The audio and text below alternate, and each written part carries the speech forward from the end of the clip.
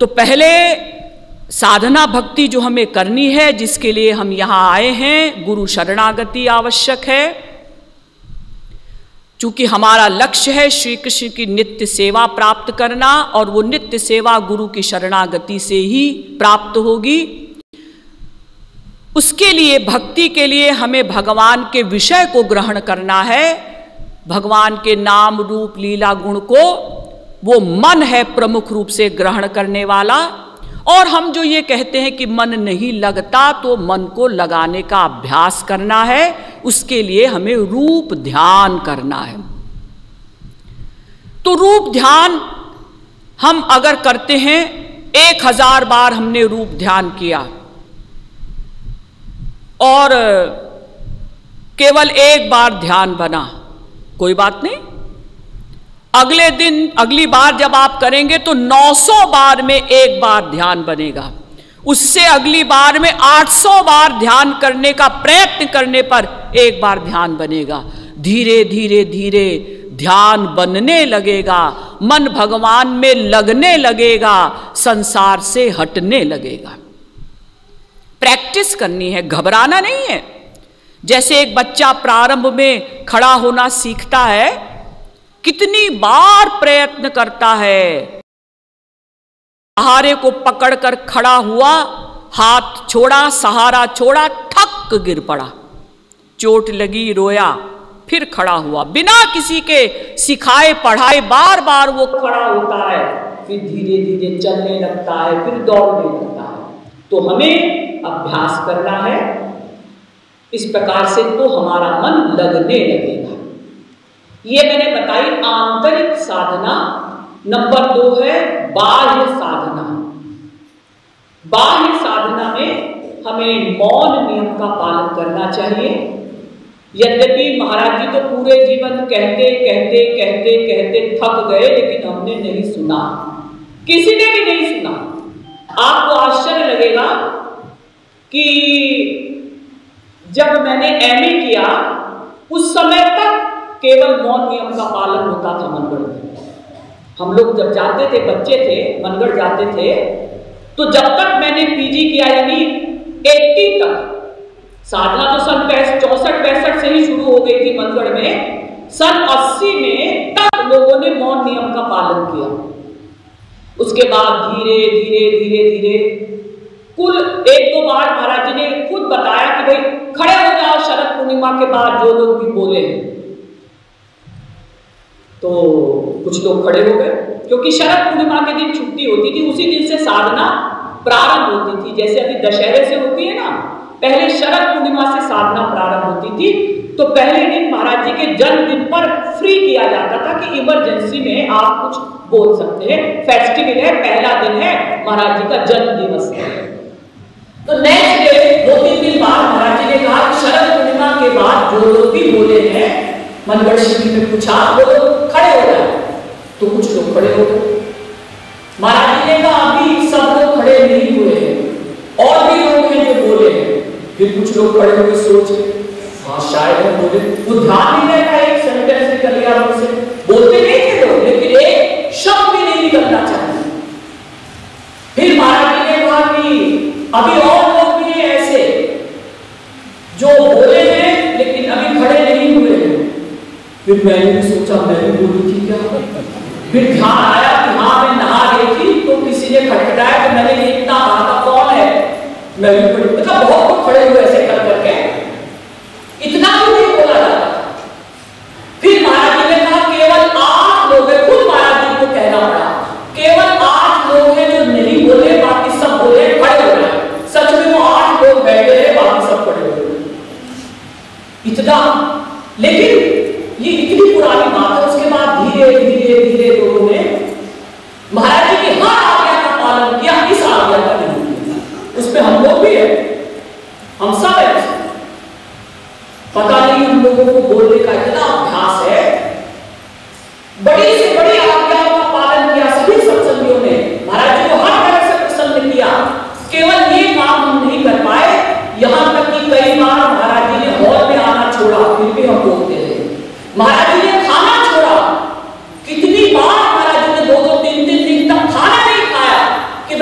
मौन नियम का पालन नहीं करते हो फिर भी सत्संगी बोलते हैं। अभी भी केवल एक दीदी ऐसी है कानपुर की ललिता दीदी जो नहीं बोलती है, बाकी सब बोलते हैं बकार बकार बकार बकार। वो चाहे प्रचारक हो चाहे सत्संगी हो सब बोलते हैं।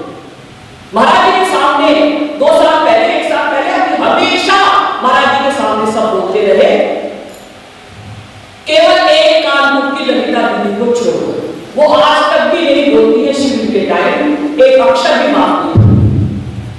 तो जब महाराज जी के कहने से नहीं सुना तो मेरे कहने से आप मानेंगे कि मुझे आशा तो नहीं करनी चाहिए, क्योंकि उसमें मैं भी हूं, उसमें सभी लोग दोषी हैं कि हम महाराज जी को इस मामले में प्रसन्न नहीं कर पाए।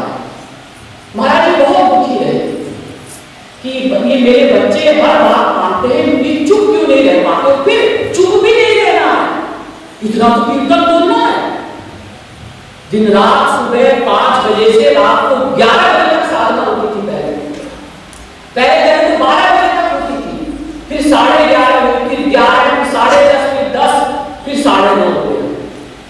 पहले सवेरे 4:30 साधना शुरू होती थी तो अब 4:45 होती है, और रेस्ट भी पहले कम होता था। इतना कीर्तन तो बोलते हैं, फिर संसार की बातें बोले निरर्थक।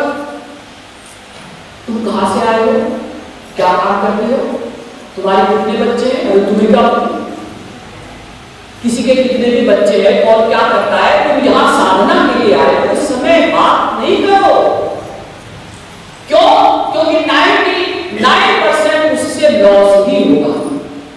आप साधना में बैठेंगे, हाँ वो तो ऐसा कह रहा था, अरे वो तो ऐसा है, अरे उस किसी की बुराई स्टार्ट होगी तो फिर उसका चिंतन होगा, या किसी ने कह दिया बदतमीज, तो ऐसा क्यों करता है, उसने हमें बदतमीज कहा, इस सेंटेंस अंदर गया, अहंकार ने उसको कहा है, उसकी इतनी हिम्मत कि उसने हमें बदतमीज कहा, क्रोध आ गया, सारी साधना गड़बड़ हो गई।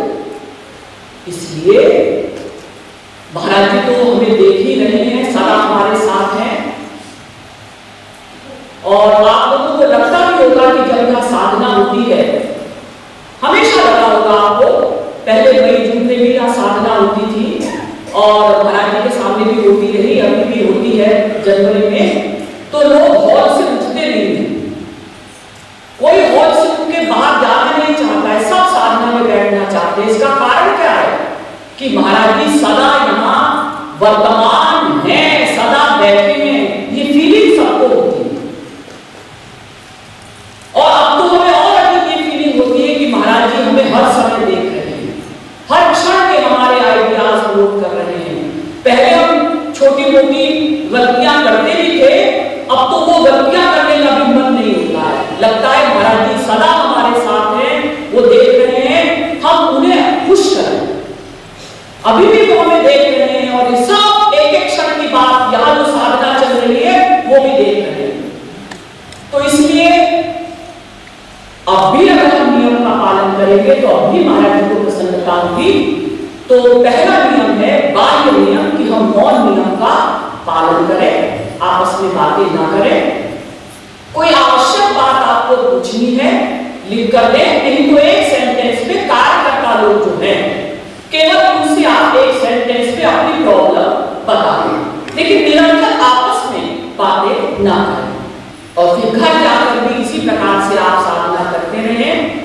और यहां भी जैसे आप नहाने जाते हैं, टॉयलेट जाते हैं, तो श्वास श्वास से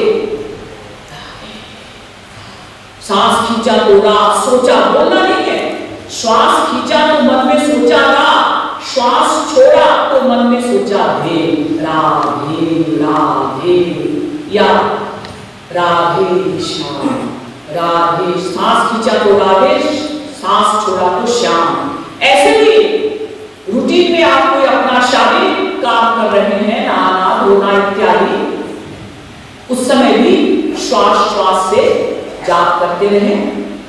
इस प्रकार से हम करेंगे तो हमको विशेष लाभ होगा और तभी यहाँ आने का लाभ होगा। और जो हमारा परम चरम लक्ष्य है श्री कृष्ण की नित्य सेवा प्राप्त करना, और मैंने बताया सेवा का मतलब ही होता है भक्ति, भक्ति का मतलब सेवा, सेवा का मतलब भक्ति। तो भगवान की हमें भक्ति करनी है, तो जब तक डायरेक्ट भगवान की सेवा नहीं मिली तब तक चिंतन के द्वारा करनी है। गुरु की सेवा हम तो करते ही रहे हैं, अभी भी कर रहे हैं, और मन से सेवा करते रहे तो फिर हमें प्रत्यक्ष रूप से जब पूर्ण अंतःकरण हमारा साधना करते करते शुद्ध हो जाएगा और मरने के बाद हमें जब दिव्य शरीर मिलेगा और हम भगवान के रूप में जाएंगे तो फिर हम भगवान की सेवा करेंगे। लेकिन वहां भी गुरु के द्वारा ही हमको सेवा मिलेगी, गुरु के केयर ऑफ, डायरेक्ट नहीं मिलती। वहां भी हमारा गुरु जिस सीट पर बैठा है गोलोक में, उससे नीचे वाली सीट हमें मिलेगी। नीचे वाली सीट का मतलब हम भी वहीं तक जाएंगे जहां तक हमारा गुरु गया है। वो गुरु अपने से नीचे वाली सीट नहीं देता, अपने बराबर बना देता है, लेकिन उसकी गाइडेंस में हमको वहां पर चलना होगा। गोलोक में उसके द्वारा हमको राधा कृष्ण की सेवा मिलेगी। तो अगर हमारा जो लक्ष्य है श्री कृष्ण की नित्य सेवा और उनके सुख के लिए उनकी नित्य सेवा प्राप्त करना, इस लक्ष्य को हम तभी प्राप्त कर सकेंगे जब हम ढंग से रूप ध्यान करते हुए, आंसू बहाते हुए यहाँ कीर्तन करेंगे, प्रवचन सुनेंगे। इन्हीं शब्दों के साथ बोलिए श्रीमद् सद्गुरु सरकार की जय।